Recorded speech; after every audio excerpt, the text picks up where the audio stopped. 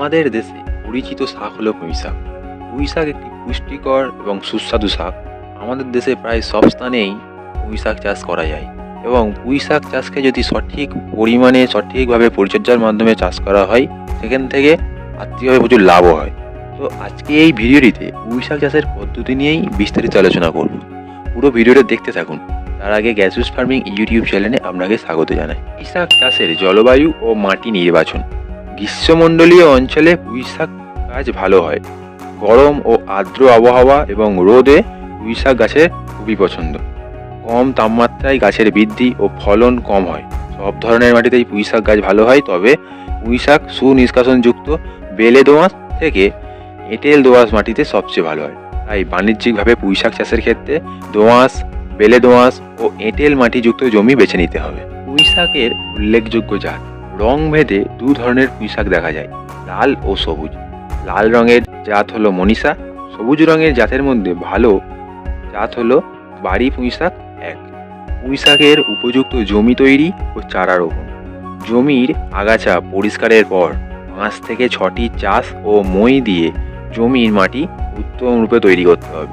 চারা উৎপাদন করে 15 থেকে 20 দিনের মধ্যে চারা লাগানো যায়। পুঁই শাকের চারা রোপণের জন্য সারি থেকে সারি 1 মিটার এবং প্রতি সারিতে 50 সেন্টিমিটার দূরে দূরে চারা রোপণ করতে হবে। পুঁই শাক চাষের সার প্রয়োগ পদ্ধতি। আপনি জমি তৈরির সময় ইউরিয়া ছাড়া বাকি সব সার দিয়েই জমি তৈরি করতে পারেন। তো আমি মনে করি জৈব পদ্ধতিতেই চাষ করা উত্তম। তার জন্য আপনি ব্যবহার করতে পারেন গোবর সার, সরিষার খোল, পাতা পচা সার ইত্যাদি সারগুলো ব্যবহার করতে পারেন। যদি আপনি রাসায়নিক সার ব্যবহার করতে চান, তাহলে ইউরিয়া, এমওপি, টিএসপি এইসব উল্লেখযোগ্য সারগুলো ব্যবহার করতে পারেন। সেচ ও জল নিষ্কাশন। বর্ষায় সাধারণত সেচ দেওয়ার প্রয়োজন পড়ে না। মাটিতে রস না থাকলে অবশ্যই সেচ দিতে হবে, প্রায় মাটি আলগা করে দিতে হবে। পুঁই শাক গাছের পরিচর্যা। আগাছা পরিষ্কার করতে হবে। ফলন বেশি পেতে হলে বাউনি দিতে হবে।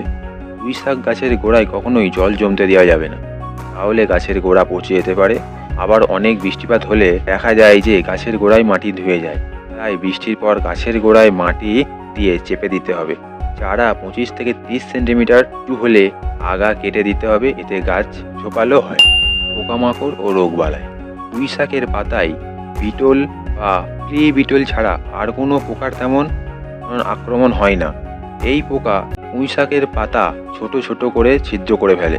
ছাড়াও আরও অনেক ধরনের রোগ পুঁই শাক গাছে দেখা যেতে পারে। এই সমস্ত রোগ থেকে মুক্তির জন্য সাধারণত পরিষ্কার পরিচ্ছন্নভাবে চাষ করলে এর থেকে অনেকটা মুক্তি পাওয়া যায়। ফলন ও ফসল সংগ্রহ। পুঁই শাকের ডগা লম্বা হতে শুরু করলেই ডগা কেটে সংগ্রহ করতে হবে। এইভাবে ডগা কেটে সংগ্রহ করলে নতুন ডগা গজাবে। নতুন ডগা কয়েকবার কেটে ফসল সংগ্রহ করা যায়। ভালোভাবে চাষ করলে প্রতি শতকে 130 থেকে 150 কেজি পুঁই শাক ফলন পাওয়া যায়। আজকের এই ভিডিওটিতে পুঁই শাক চাষের পদ্ধতি নিয়ে বিস্তারিত আলোচনা করলাম। পরবর্তীতে আর কী ধরনের ভিডিও দেখতে চান এবং এই ভিডিওটি কেমন লাগলো সেটা কমেন্টে অবশ্যই লিখুন। ভিডিওটা ভালো লেগে থাকলে লাইক করুন, চ্যানেলে নতুন হয়ে থাকলে সাবস্ক্রাইব করুন। পুরোটা দেখার জন্য আপনাকে অসংখ্য ধন্যবাদ।